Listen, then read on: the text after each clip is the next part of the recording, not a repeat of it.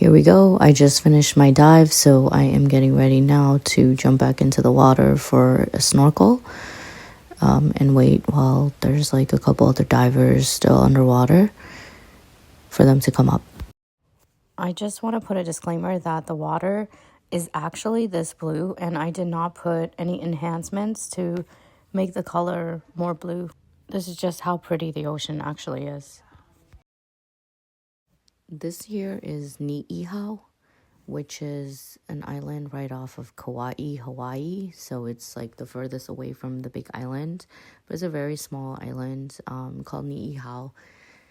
And Niihau, well, this area is not specifically Niihau, but it's right next to Niihau. And Niihau is a private island that it's also known as the Forbidden Island because people are not allowed on this island. It's basically bought out by this family called the Sinclair family. Bought it for like $10,000 using gold, pure gold.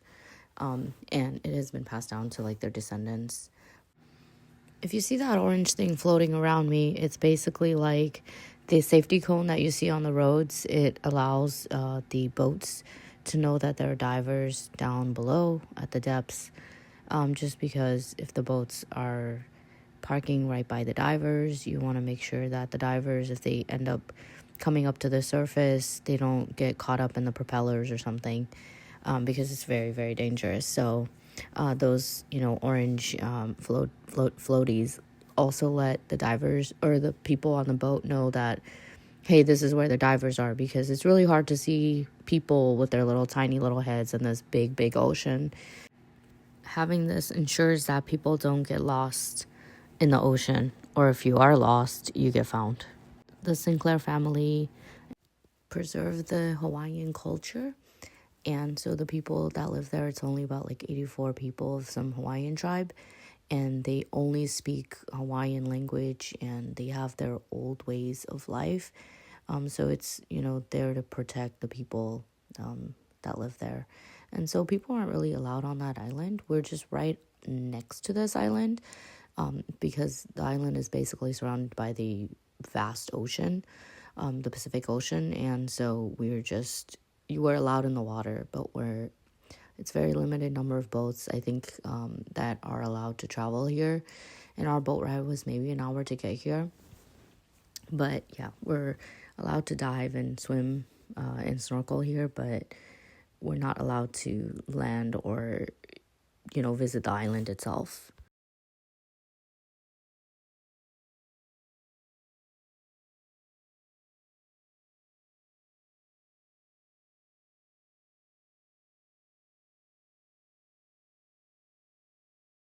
I think Susan is already surfacing now.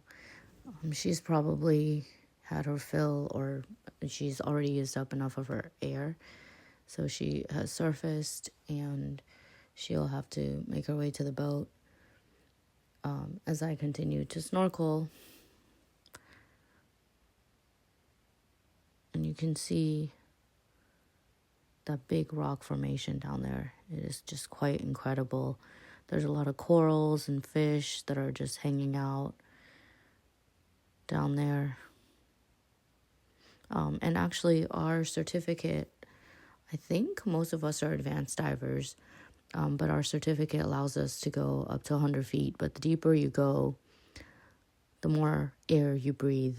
It's just harder to breathe because there's more pressure the deeper you go. So you can kind of ascend so that you're under less pressure and you're able to breathe a little bit easier.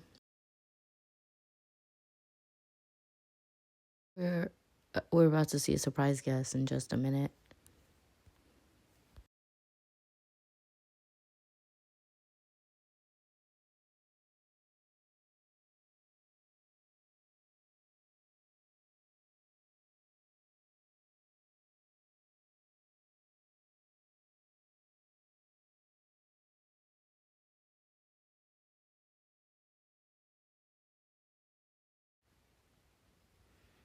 You can hear I'm very excited and laughing, giggling, but this is a sandbar shark.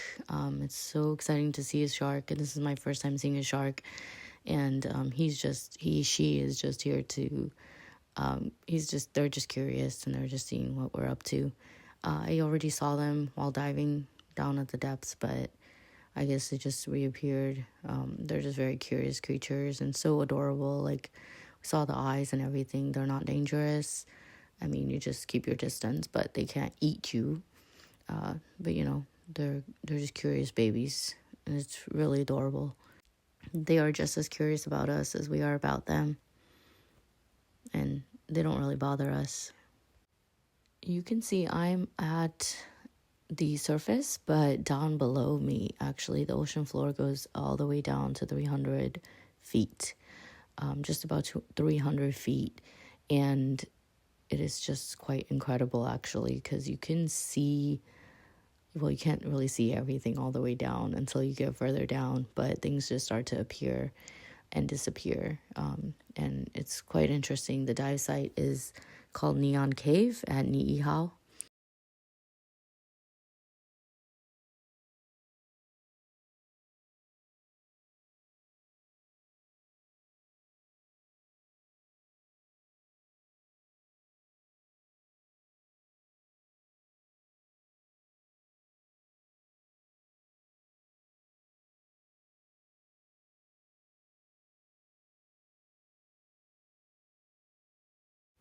Maximum depth we dived to down here was around 70 feet.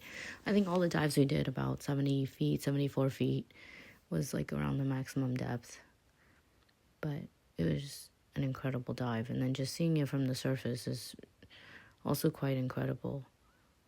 Because as you approach the rocks, you're able to kind of see the formations at the bottom. But when you swim out just a little bit away from these rocks, suddenly, all of a sudden, everything just disappears and it just becomes blue, vast ocean of nothingness. And it's so, so interesting.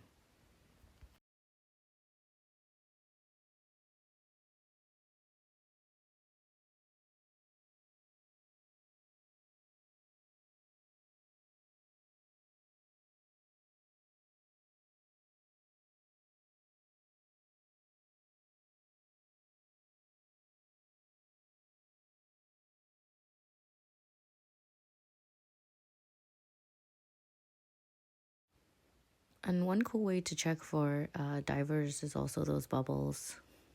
They really tell you where the divers are from the surface if you're looking for divers.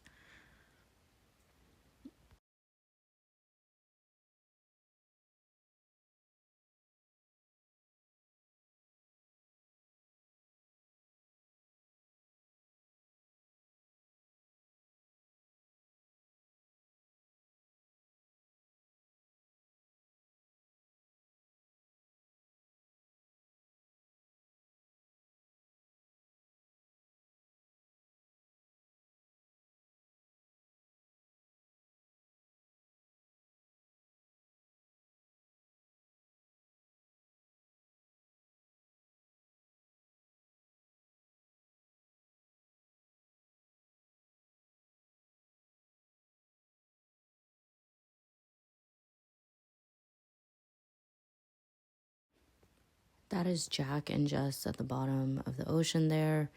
They're great divers because they are really good at breathing and just being like very slow breathers and very controlled breathing.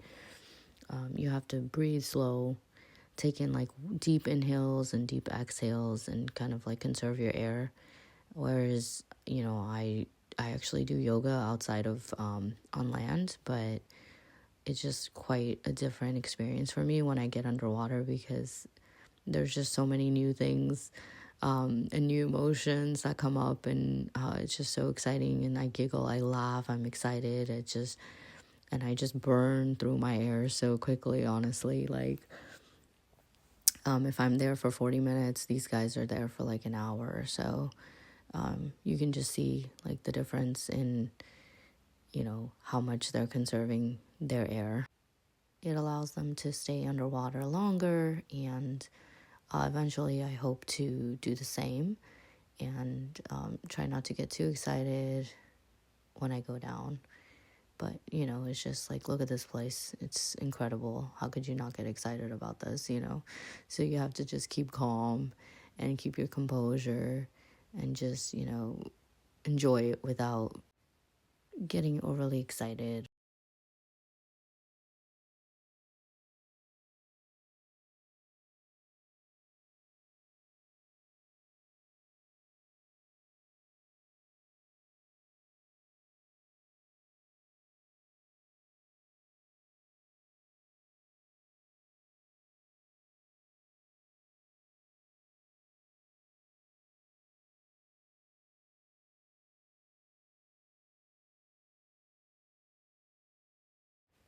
The water temperature here is pretty warm. It's like 80 degrees. But we are still wearing a wetsuit just because we do go at deeper depths. And one of the things they teach you is that, if you get hypothermia or something and you feel cold, you have to like end your dive right away. I mean, it's pretty dangerous. So it is good to wear a wetsuit. And my wetsuit is 3 mm, whereas I think others are wearing maybe like 5 mm wetsuits. So the thickness is not as thick as it could be. And yeah, it's warm, but you still want to protect yourself.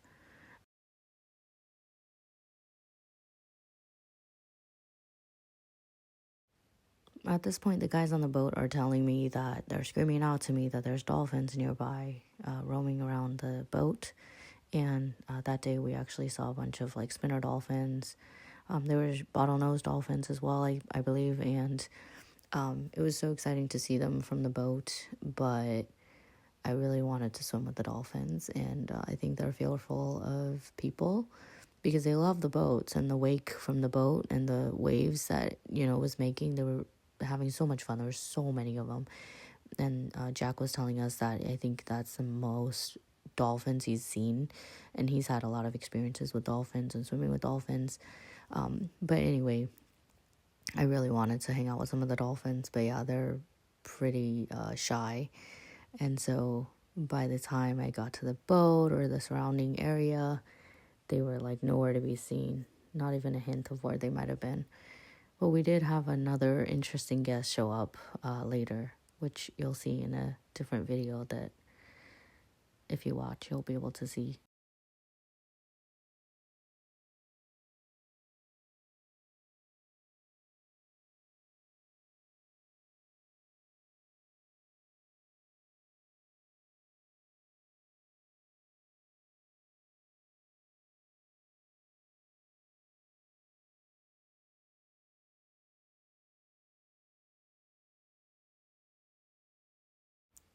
A friend of mine actually bought a camera that can go, it's an underwater camera that can go up to 300 feet.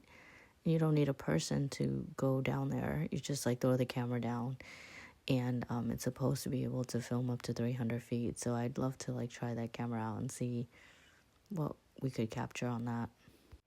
I'm still searching for dolphins here, but there's no more trace of them. And as you can see, I swam out to the deep blue sea and away from the rocks, and you can't really see anything beneath you or around you.